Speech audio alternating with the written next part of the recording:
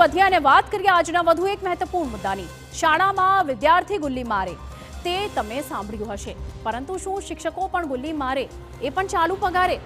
હા, આ શક્ય છે।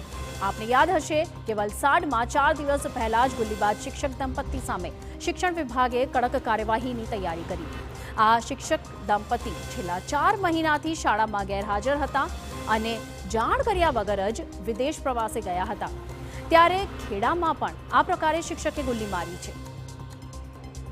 જુઓ આ ક્લાસરૂમના દ્રશ્યો। અહીં બાળકો તો પહોંચી ગયા, પરંતુ શિક્ષક છે ગેરહાજર।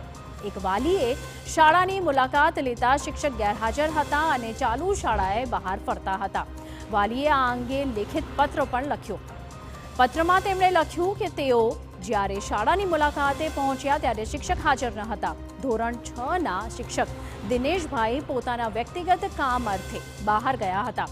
જ્યારે તેમણે આચાર્યને જાણ કરી ત્યારે તેમને કહ્યું કે તેઓ તેમના સંબંધીને લેવા માટે હાઈવે પર ગયા છે અને પોતાનું બાઇક આપી સ્કૂટી લેવા ગયા છે, પરંતુ તેઓ હજુ સુધી આવ્યા નથી। શું વિદ્યાર્થીઓ આટલી વાર શિક્ષકની રાહ જોશે?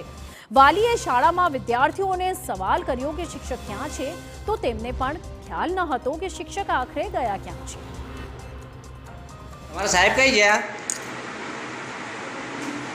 અરે સાહેબ કઈ ગયા તમારા? હે ક્યારના નહીં આયા?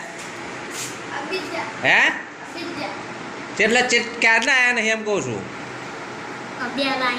કઈ ગયા? કઈ ગયા તમારા સાહેબ? કઈ ગયા? હે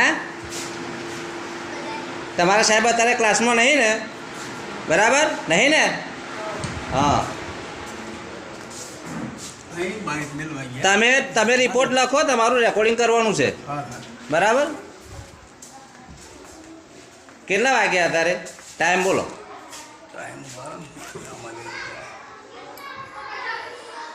3:40 અત્યારે રિસેસનો ટાઈમ તો નહીં ને? બરાબર, એટલે શું છે કે ક્લાસમાં તપાસ કરતો કયા સાહેબનું નામ શું? દિનેશભાઈ હાજર નથી, બરાબર ને?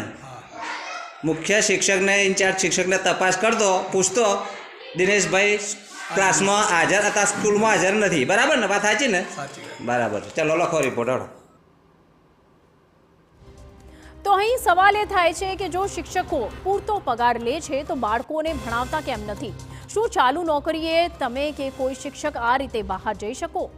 સરકારી શાળા હોય એટલે શું પોતાની મનમરજી મુજબ વર્તણૂક કરવી? શું શિક્ષક આ રીતે મફતનો પગાર ખાઈ રહ્યા છે? પોતાના કામની જવાબદારી જેવું હોય કે નહીં કંઈ? 1લી તારીખે જે પગાર મળે છે શિક્ષકને, તે લોકોના ટેક્સના રૂપિયાનો પગાર છે અને બાળકોને ભણાવવા માટે મળે છે, નહીં કે સંબંધીઓના કામ કરવા માટે।